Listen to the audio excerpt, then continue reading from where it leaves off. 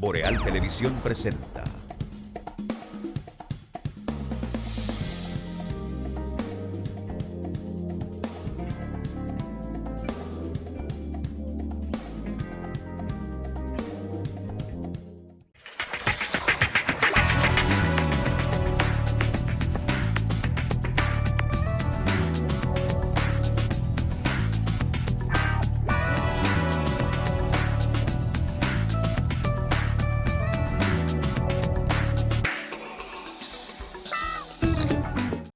Muy buenas noches, señoras y señores. Gracias por acompañarnos. Bienvenidos a EnQ. Un placer para nosotros compartir este ratito de la noche a través de los canales de Boreal Televisión, desde Santiago de los Caballeros, cubriendo todo el territorio nacional, así como también con presencia en los sistemas de cables, aplicaciones y plataformas digitales para Estados Unidos, Canadá, Puerto Rico, Centro, Suramérica, Europa y las islas del Caribe. En este miércoles de tormenta Fred, miércoles 11 de agosto. Buenas noches al compañero Juan Sebastián, Ricardo y García. Buenas noches, Mayoanex Atahualpa, Ramírez Bolún. Amigos bajo agua, pero estamos con ustedes bajo techo. Así mismo es. Y hablando de agua, hablemos de agua cascada, que es la calidad del agua embotellada, la garantía de la salud suya y la de su familia. Agua Cascada. Para sus pedidos, llámese al 809-576-2713 de Agua Cascada, la calidad del agua embotellada. Y a propósito de la tormenta Fred, parece que República Dominicana tiene algún tipo de corriente que los pronósticos se caen, Juan Sebastián. Se pensaba que iba a entrar por la parte de Bávaro y entró finalmente por San Cristóbal. Y afectó más o ha afectado más la zona de Santo Domingo y por sobre todo esa parte del país, pero parece que dio un brinquito hacia arriba, igual que hacen casi todos los fenómenos de la naturaleza que nos llegan por estos lares. Pero bueno, a cuidarse con las lluvias, los deslizamientos, mantenernos atentos todo lo que resta de la noche y el día de mañana, cuando se supone estará saliendo del territorio nacional.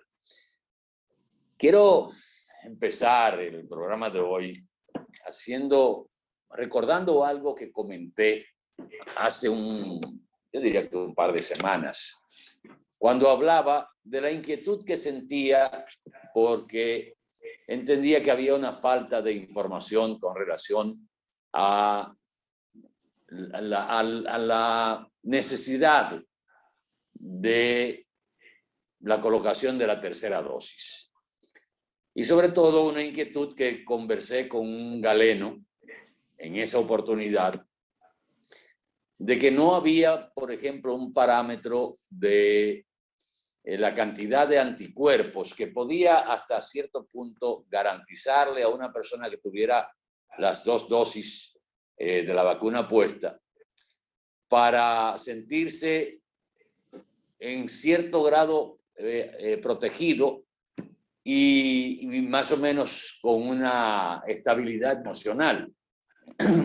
Anoche, ayer en la tardecita, hablé con un galeno, no voy a reservar el nombre, y le pregunté si conocía algún análisis, porque una vez ese mismo galeno me dijo que lo ideal era hacerse una prueba de cuantificar los anticuerpos que tenía uno después de una segunda dosis. No recuerdo cómo se llama el análisis ahora mismo. Y ahí determinar más o menos cómo andaba la defensa.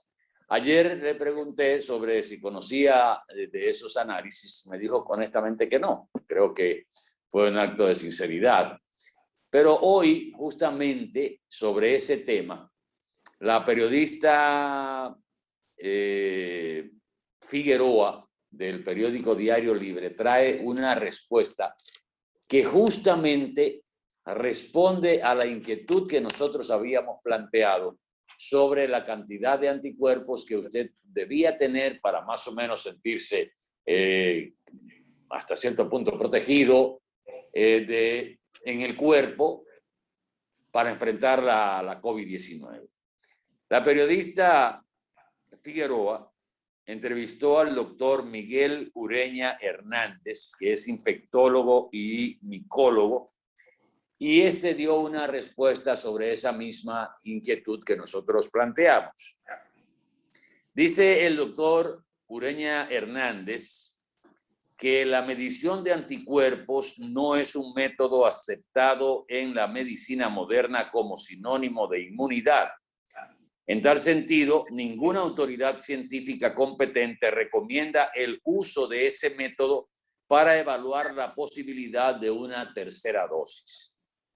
El sistema inmune del ser humano es muchísimo más complejo que eso, especialmente en lo relativo a las defensas orgánicas contra los virus, pues dependen de otros procesos como la inmunidad celular.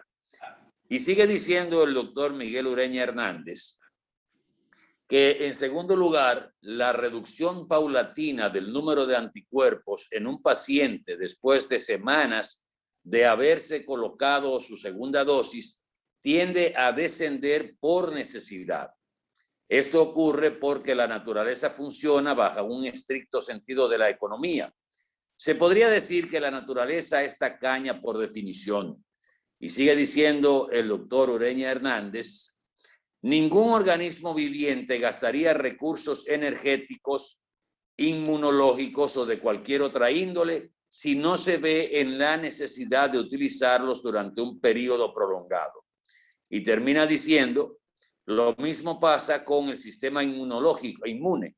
Las células especializadas en la producción de anticuerpos se almacenan en lugares estratégicos, especialmente la médula ósea, para no tener que producir innecesariamente una cantidad de anticuerpos que no se van a usar en lo inmediato.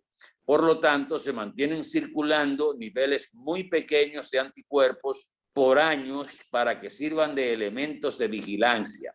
Ante el intento de agresión de la COVID-19, el organismo vacunado responde violentamente sacando a esas células especializadas de sus almacenes y poniéndolas a producir anticuerpos en grandes cantidades.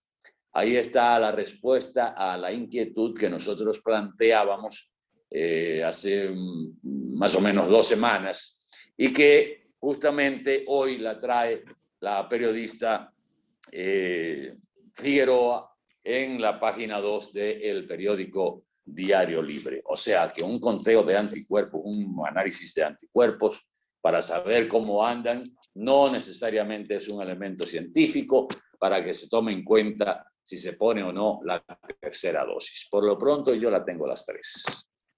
Adelante, Juan. Yo me hice el conteo de anticuerpos después de la tercera dosis. Y la tercera dosis lo aumentó en más de un 500%. El último examen que me hice hace unos días, la semana pasada, yo tenía 2.600. Un número extraordinario. Al igual que el amigo que fue conmigo, que es médico, que es dueño de un laboratorio. No puedo discutir. Lo que él plantea es que esa cantidad tiende a disminuir si no se está utilizando. Claro, pero medir los anticuerpos es una medida correcta para saber la respuesta inmediata del cuerpo a las vacunas. En eso no estoy de acuerdo con el médico. A mí no me gusta decirle galenos a todos los médicos, porque Galeno de Pérgamo, griego que murió en Roma en el año 129 después de Cristo, fue el primer anatomista que escribió sobre la constitución del cuerpo humano, la graficó, y de ahí es que viene el término. Pero bueno, él es médico, yo no voy a discutir con él, pero sí entiendo que la medición de los anticuerpos es un examen conveniente para saber la reacción inmediata de la vacuna. ¿Por qué? Porque por esas mediciones se descubrió que la primera dosis de AstraZeneca te elevaba inmediatamente los anticuerpos, pero la segunda dosis entraba en choque con la primera y lo hacía disminuir. Por eso se vio la necesidad de una tercera dosis frente a las de AstraZeneca. No conozco de otra vacuna, ni puedo decir, he leído sobre las desventajas de la Sinovac, pero he mantenido el criterio de que hasta ahora lo que sí tiene la ciencia conocido con certeza es que, como dice el doctor, que esa inmunidad queda en la memoria de las defensas del cuerpo, haya o no haya un alto conteo de anticuerpos. Pero para saber la reacción de una vacuna, ese instrumento de medición es totalmente bueno, eso bienvenido. es una herramienta, pero él no lo enfoca desde ese punto de vista, lo enfoca desde el punto de vista para saber si usted necesita o no una tercera dosis. A eso es que él se refiere específicamente. Pero para ver la respuesta del organismo frente a la inoculación de las dos dosis, pues claro, puede ser una herramienta que te diga sí aumentó, este fue el efecto, pero para determinar si una tercera dosis es necesaria o no, eso no es un elemento científico, dice el doctor. Te doy el dato. Tiempo después de la segunda dosis de AstraZeneca, el primer examen mío dio 38. Ahora, después de la tercera dosis, 2.600. Si te lo hace dentro de un mes, o 2 meses, probablemente haya bajado, pero ya uno tiene en la memoria y ya uno sabe que hubo una reacción que, acuérdate que todas estas vacunas fueron una emergencia. Fue una cuestión de muy expedita, muy rápida. Bueno, miren, el caso del albañil Luis Peña Valdés ha traído al escenario varias posiciones en torno a lo que podría obligar al Estado dominicano a hacer un resarcimiento a este ciudadano que duró 12 años preso en el penal de La Victoria sin haber sido presentado ante un juez, sin nadie preguntar por su caso, sin tener una acusación formal. Algunos han dicho, bueno, pero ¿cómo es que ni un familiar ni nadie se interesó por este caso? Hay que entender muchas veces la idiosincrasia o la forma de pensar de nuestros campesinos, de la gente del campo, que uno cree que son gente del pueblo, que todos somos gente del pueblo. Recuerdo que el primer relato que hizo el albañil Luis Peña Valdés decía que apenas tenía un familiar cercano y que son gente que cuando escuchan que hay un problema con la justicia, lo que hacen es que se alejan. Pero ¿cuál es el debate? Más que el debate, son las consideraciones de algunos abogados que hablan unos de lo que establece la Constitución de la República, como es el caso y otros de la ley 133.11, que es la ley orgánica del Ministerio Público, la cual establece en el artículo 20 el principio de responsabilidad del Ministerio Público. Y en ese sentido, Carlos Salcedo señala y citó ese artículo: el Ministerio Público es responsable solidariamente por las consecuencias que su falta de actuación oportuna, su inacción o omisión y por las conductas antijurídicas o arbitrarias contra un ciudadano. Otros citan el artículo 257 del Código Procesal Penal, que también contempla la indemnización a una persona cuando se declare que el hecho no existe, no reviste carácter penal o no se compruebe la participación del imputado y éste ha sufrido prisión preventiva durante el proceso. Si este caso llega a los tribunales, que probablemente llegue, porque parece ser que todas las consideraciones en términos jurídicos van en torno a ese camino, de alguna manera para resarcir a este ciudadano, habría mucha gente que tendría la oportunidad de demandar al Estado dominicano, al Ministerio Público, porque ha sufrido prisión preventiva, han sido descargados o no han sido encontrados culpables, han sido puestos en libertad pura y simple, y del hecho que se le imputaba, pues no tenían ningún tipo de participación. Y ya habían sufrido una prisión preventiva de hasta 18 meses cuando el caso ha sido declarado complejo. Por eso digo que este caso trae al escenario otro tema de orden jurídico que podría terminar inclusive hasta en el Tribunal Constitucional si se recorre todo el camino. ¿Cuál es la opinión suya, Juan Sebastián, en torno a esto? Mira, Atahualpa, no se debe atribuir la responsabilidad de manera exclusiva al Ministerio Público, porque el Ministerio Público es el órgano acusador, no el orden, el órgano acusador. Es el Estado el que debe probar la justificación y la permanencia de una prisión en función de una pena impuesta. No está en manos del recluso el que deba probar que ya debe ser liberado. Recientemente, a finales del mes pasado, el Colegio Dominicano de Abogados denunció una situación que nosotros conocemos desde hace tiempo. Ahora mismo, Atahualpa, hay más de 2.000 reclusos que ya tienen 1 y 2 años que cumplieron su pena y no han podido salir de la cárcel porque no aparece la orden de arresto inicial.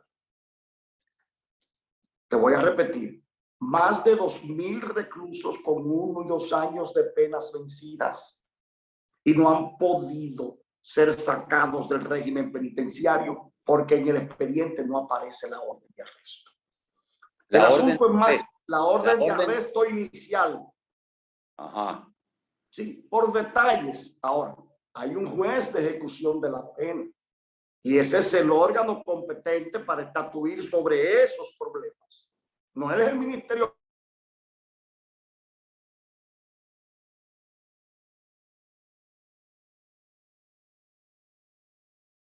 interno pueda salir cuando cumpla su tiempo, pues el Ministerio Público debe ser lo suficientemente responsable para que ese expediente esté completo. Pero también hay un régimen penitenciario creado por una ley de 1984 que establece responsabilidades y establece quién determina, que es el presidente de la República, el que determina la ubicación y la conducción y situación de los centros.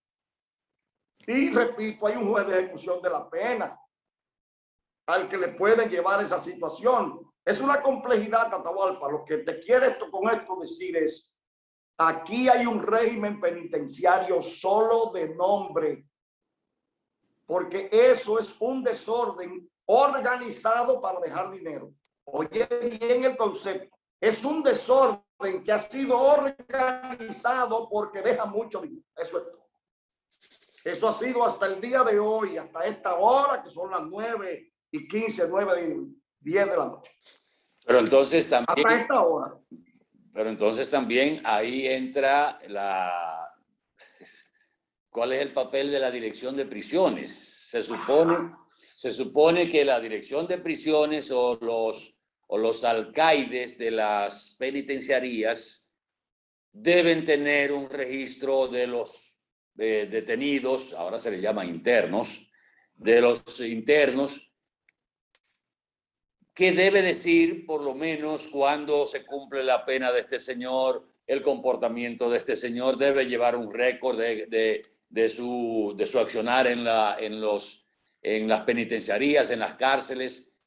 Y hemos dicho muchas veces que aquí no se sabe ni siquiera cuál es la cantidad de presos y cuáles son los delitos y la peligrosidad. Esa parte que se quiso mejorar con el nuevo sistema penitenciario que se quedó en el proyecto, en el trayecto, porque no se le ha dado continuidad, no ha sido complementada con la parte tecnológica, la parte informática, porque ahora mismo usted puede, casos como este, que dicen que hay muchos, y si hablamos de presos preventivos, y mira lo que tú planteas también, que ha sido denunciado por el Colegio Dominicano Dominicano de Abogados, de que hay muchos casos de presidiarios que han cumplido su pena y no han podido salir porque no aparece la orden de arresto inicial y no se sabe entonces cómo fue que llegaron. Eso debe manejarlo la Dirección General de Prisiones, pero en el caso del albañil, Juan Sebastián, ahí se involucra al cabo y al sargento que lo llevaron preso. al ingeniero que él lo identifica como el ingeniero Moreno, al jefe de la dotación policial que estaba en ese momento en esa demarcación, al que le dio entrada a la cárcel de La Victoria sin un expediente y sin una orden de arresto. A todo el que tenía que ver con esa situación, yo creo que deben llevarlo a los tribunales de nuestro país, a todos. Es que te voy a recordar, el país no tiene régimen penitenciario. Aquí se mencionó esa palabra para hacer las inversiones para toda la infraestructura de corruptela que hubo ahí. En el país hay un negocio penitenciario definido como un desorden organizado para ser lucrativo. 11 anuncios al país de la cesación de circulación de armas y de celulares en los últimos 10 años. Veo hoy a las cárceles. Eso es lo que te he dicho, eso es lucrativo. Es un desorden organizado para dejar dinero. Aquí no hay régimen penitenciario. ¿Cómo mantuvieron un interno por años sin existir un expediente? ¿Bajo cuáles registros?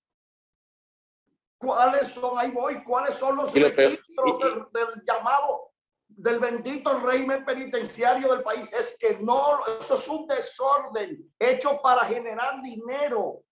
Y lo peor de todo es que el hombre no tiene ni cédula. ¿Cómo lo registraron? No, es que no. Señores, vamos a publicidad un momentito. Regresamos en el próximo bloque, aquí en Q, a través de los canales de Boreal Televisión.